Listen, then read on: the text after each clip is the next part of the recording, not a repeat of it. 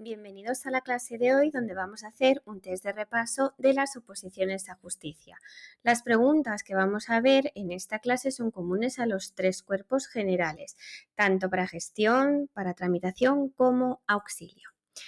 Si quieres asistir a mi preparación online donde estudiamos la ley literal ayudándonos de esquemas y te acompaño con todo lo que necesitas para aprobar por 110 euros al mes, puedes acudir a mi página esquemasoposicionesjusticia.com, a mi Instagram o escribirme un correo a info@legislapro.com. Comenzamos con las preguntas. Recuerda que puedes parar el vídeo para leer el enunciado y las respuestas con tranquilidad. ¿Qué órgano conocerá en primera única instancia de los recursos contenciosos administrativos interpuestos contra disposiciones generales y actos emitidos por autoridades, organismos, órganos y entidades públicas con competencia en todo el territorio nacional? Los juzgados centrales de lo contencioso administrativo, la Sala de lo contencioso administrativo de la Audiencia Nacional, las Salas de lo contencioso administrativo de los Tribunales Superiores de Justicia de Madrid o la Sala de lo contencioso administrativo del Tribunal Supremo. Aquí en estas preguntas de contencioso administrativo siempre es importante tener claro por qué nos están preguntando ese recurso, contra qué se dirige exactamente, contra disposiciones generales, contra actos, contra resoluciones, contra sanciones. Aquí habla de disposiciones generales y actos. También es muy importante ver quién emite lo que se está recurriendo, en este caso autoridades, organismos, órganos, entidades públicas con competencia nacional. Pero también sería importante destacar o subrayar en el examen si, por ejemplo, nos están diciendo algo de competencia autonómica o de competencia local. En este caso, ¿cuál sería la respuesta correcta? La A, los juzgados centrales de lo contencioso administrativo. Está la respuesta en el 91C de la Ley de Jurisdicción Contenciosa Administrativa que tenemos aquí en la siguiente diapositiva. Como podemos ver, aquí menciona los juzgados centrales y en el apartado C está el contenido del enunciado. Aquí es importante hacer un inciso y recordar este sin perjuicio que viene aquí al final, sin perjuicio de lo expuesto en el párrafo I del apartado 1 del artículo 10, que viene justo aquí, que sería una competencia de la Sala de lo Contencioso Administrativo de los TSJ, de los Tribunales Superiores de Justicia.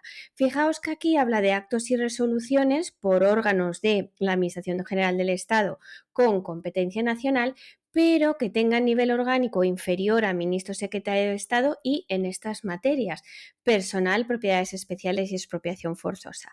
Así que cuidado en los test que, aunque nos hablen de algo de competencia nacional, en este caso serían competentes los TSJ. Pregunta número 2. De conformidad con lo dispuesto en la Ley de Enjuiciamiento Civil, podrán solicitar del tribunal la adopción de medidas cautelares solo la parte demandante bajo su responsabilidad y previa caución, el demandante reconvenido bajo su responsabilidad, todo actor principal o reconvencional bajo su responsabilidad o cualquiera de las partes en los procesos declarativos. La respuesta correcta sería la C, en base al artículo 721.1 de la Ley de Enjuiciamiento Civil, que vemos aquí a continuación, que fijaos que habla de todo actor, tanto en lo que es el proceso principal como si se formula una reconvención. El demandante reconvencional tiene que tener los mismos derechos y las mismas garantías procesales que el demandante del proceso principal. 3. Según la Ley de Enjuiciamiento Civil, en cuanto al depósito judicial de los bienes embargados en la ejecución civil, cuando se embargasen objetos especialmente valiosos, podrán depositarse en un establecimiento público o privado, en un establecimiento público en todo caso, en poder del ejecutante en todo caso y siempre en el Colegio de Procuradores del lugar en que se siga la ejecución. Aquí estamos en el tema 17 de tramitación procesal, los asuntos que tienen que ver con los bienes embargados, la ejecución, el depósito judicial en el proceso de embargo. Estas respuestas que contienen en todo caso, siempre que hay que sospechar de ellas, pero claro, hay que tener muy bien fijado si estamos ante varias opciones o la ley nos decía que algo tenía que ser expresamente de una manera. Si no lo tenemos claro, este tipo de preguntas es mejor dejarlas en blanco porque, claro, pueden ser 2 opciones, 3 opciones o simplemente una de las posibilidades que nos menciona. Aquí sería la artículo 626 de la Ley de Enjuiciamiento Civil, que, como podemos ver, habla del establecimiento público y privado, o sea que podría hacerse en cualquiera de los dos. 4. ¿En cuántas ocasiones ha modificado la Constitución española? Bueno, aquí no vamos a ir a un artículo concreto porque esto no viene específicamente mencionado en un artículo en la Constitución. Hemos tenido 3 modificaciones, así que la respuesta correcta sería esta, la C. Y aquí tenemos las 3 modificaciones. Nos pueden preguntar por qué artículos se han cambiado, no solo cuántas veces se ha cambiado, que lo tenemos aquí para repasar el 13.2, 135 y el artículo 49, y también es importante recordar las fechas de las modificaciones.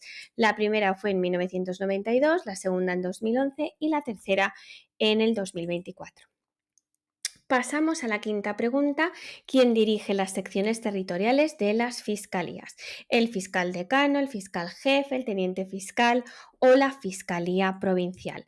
La respuesta correcta es la A, en base al Estatuto Orgánico del Ministerio Fiscal. Es verdad que el Estatuto Orgánico no se pregunta mucho, pero si nos sobra tiempo en el tema 6, conviene pegarle un repaso a estos conceptos. ¿Quién es el fiscal decano? ¿Quién es el fiscal jefe? ¿El teniente fiscal? ¿La Fiscalía Provincial? Los órganos que constituyen el Ministerio Fiscal. Lo que sí que es importante es lo relativo al fiscal general del Estado. Eso, independientemente de que os estéis estudiando la parte del Estatuto Orgánico del Ministerio Fiscal, todo lo relativo al fiscal general del Estado hay que sabérselo. Pasamos a la pregunta 6. El Consejo Europeo se pronunciará por mayoría simple, consenso, en todo caso, consenso, salvo que los tratados dispongan otra cosa, o mayoría cualificado. Cuidado aquí en las instituciones de la Unión Europea, hay que tener muy claro cómo se pronuncian, cómo toman sus decisiones. Por mayoría simple, por mayoría cualificada reforzada, consenso. Así que a la hora de repasar ese tema de la Unión Europea es algo en lo que hay que insistir.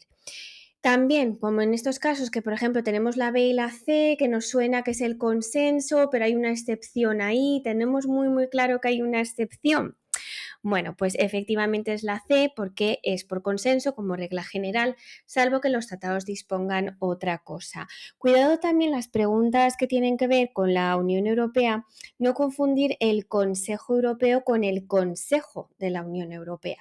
El Consejo Europeo reúne a los dirigentes de los Estados miembros de la Unión Europea, mientras que el Consejo de la Unión Europea está compuesto por los ministros de cada uno de los países de la Unión.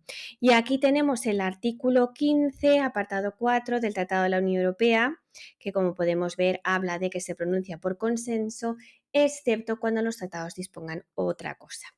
Pasamos a las 7. Las normas complementarias que rigen la convocatoria de las oposiciones para el acceso a la carrera judicial por la categoría de juez se aprobarán por la Comisión de Selección y el Ministerio de Justicia, el Ministerio de Justicia y el Consejo General del Poder Judicial y por último el Consejo General del Poder Judicial. Esta es una pregunta del Poder Judicial, del tema 6 de tramitación procesal, que aquí hay que tener muy claro en todo este tema todos los órganos que se mencionan, porque se menciona mucho el Ministerio, el Consejo General del Poder Judicial, también se habla de las comunidades autónomas. Aquí estamos en una pregunta muy concreta porque me está hablando de las normas complementarias que rigen la convocatoria. ¿Quién las aprueba?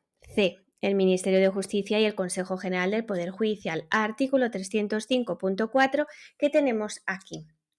Simplemente mencionar que hay que tener mucho cuidado con el tema de las competencias, que sí que el 305 me está hablando de la comisión de selección, que dice que es competente para proponer el temario, el contenido, los ejercicios y las normas complementarias. Por lo tanto, la comisión de selección propone, pero no aprueba las normas. Nos tenemos que fijar al final de este apartado que dice sometiéndolos a la aprobación del Ministerio de Justicia y del Pleno del Consejo General del Poder Judicial. Por eso es correcta la C. 8. Señala la respuesta incorrecta en relación al proceso contencioso administrativo. Dos problemas o obstáculos que tenemos con este tipo de preguntas. Comienza por respuesta incorrecta, así que hay que tener mucho cuidado, hay que parar un momento, volver a reactivar la concentración a tope, porque venimos, como regla general, lo normal, respondiendo a la correcta. Y ahora me está preguntando por la incorrecta. Y el segundo obstáculo que nos encontramos aquí es que son respuestas muy largas. No tienen por qué ser difíciles, pero son largas. Si esto ya te pilla a la mitad del examen de la oposición, ya te puede pillar cansado, así que yo recomiendo dejarlas para el final. Ya digo que no tienen por qué ser difíciles, porque a veces también nos encontramos con estas preguntas y nos viene como una ola de negatividad, ¿no? Porque decimos que largo, de aquí no voy a sacar la respuesta, así que es mejor dejarlas para el final. Aquí está hablando de contencioso administrativo. En el apartado A dice: cuando un juez o tribunal de lo contencioso hubiese dictado una sentencia firme, estimatoria por considerar ilegal el contenido de la disposición general aplicada, deberá plantear la cuestión de ilegalidad que se estudia en ese tema de contencioso administrativo ante el tribunal competente para conocer del recurso directo contra la disposición, salvo lo dispuesto en la ley, salvo las matizaciones que pueda hacer la ley. B. En caso de vía de hecho, el interesado podrá formular requerimiento a la administración actuante intimando su cesación. Si dicha intimación no hubiese sido formulada o no fuera atendida dentro de los 20 días siguientes, subrayad el plazo, porque con el plazo juegan mucho. A la presentación del requerimiento podrá decir directamente recurso contencioso. Contra las resoluciones, en la respuesta C, sobre acumulación, ampliación y tramitación preferente, solo se dará recurso de reposición. Y luego tenemos la D. En los supuestos de acumulación o ampliación, la cuantía vendrá determinada en estos procedimientos contenciosos por la suma del valor económico de las pretensiones objeto de aquellas, pero no comunicará a las de cuantía inferior la posibilidad de casación o apelación. Así que me habla de diferentes aspectos del procedimiento contencioso administrativo. En el apartado A, la cuestión de ilegalidad. En la B, la vía de hecho. En el C me está hablando de la posibilidad del recurso de reposición contra esas cuestiones y en la D me está hablando de la cuantía cuando hay acumulación o ampliación. O sea que aspectos generales del procedimiento contencioso administrativo. Ya tenemos eso bien leído, hay que fijarse en los plazos, en los recursos, en los órganos que menciona, porque con eso se juega mucho en este tipo de pregunta. Volvemos a hacer una lectura, esto en el momento del examen, y ya estaríamos listos para intentar deducir cuál es la incorrecta, que recordad que estábamos además con el tema de que no tengo que señalar la correcta, sino la incorrecta. En este caso es la B, fijaos en el plazo que habla de 20 días siguientes, cuando el artículo 30 me habla de 10. 9. Donde comparecerá anualmente el presidente del Consejo General del Poder Judicial para informar sobre los aspectos relevantes del estado de la justicia. Volvemos al tema 6 de tramitación procesal, Poder Judicial, en concreto al Consejo General del Poder Judicial. Ante el Congreso, las Cortes, la Comisión de Justicia del Congreso o ante la Comisión Constitucional de las Cortes. A lo mejor aquí nos entra la duda de, Congreso, Comisión de Justicia del Congreso. Es importante cuando estamos estudiando, si nos nombra una comisión específica, subrayarla, ponerla a lo mejor aparte, pues en esto específico me tengo que acordar de que es una comisión de justicia, no habla del Congreso así en general. La C. Ante la Comisión de Justicia del Congreso tenemos la respuesta en el artículo 563.4 de la Ley Orgánica del Poder Judicial, como podemos ver aquí. Y llegamos a la pregunta 10. ¿En cuál de los siguientes casos procederá el sobreseimiento definitivo, el sobreseimiento firme del proceso? Me va a hablar ahora de asuntos penales. Cuando no resulte debidamente justificada la perpetración del delito que haya dado motivo a la formación de la causa, cuando resulte del sumario haberse cometido un delito y no haya motivos suficientes para acusar a determinadas personas como autores, cómplices o encubridores. La C, ninguna es correcta, o la D, A y B son correctas, es decir, A y B hacen referencia a razones por las que se puede acordar un sobreseimiento definitivo. La respuesta correcta es la C. Fijaos que el sobreseimiento provisional es el que se utiliza cuando no resulta debidamente justificada la perpetración del delito o cuando resulte del sumario haberse cometido un delito y no haya motivos suficientes para acusar a determinadas personas como autoras. Es decir, los casos que vienen en el A y en el B. Así que me estaba hablando en los casos A y B no de sobreseimiento definitivo, sino de sobreseimiento provisional. Para que proceda el sobreseimiento libre, el sobreseimiento definitivo, tienen que darse las razones que vienen en el artículo 637, con lo cual ninguna es correcta. Espero que os hayan servido estos consejos que os he dado para hacer estos test y nos vemos en la próxima clase.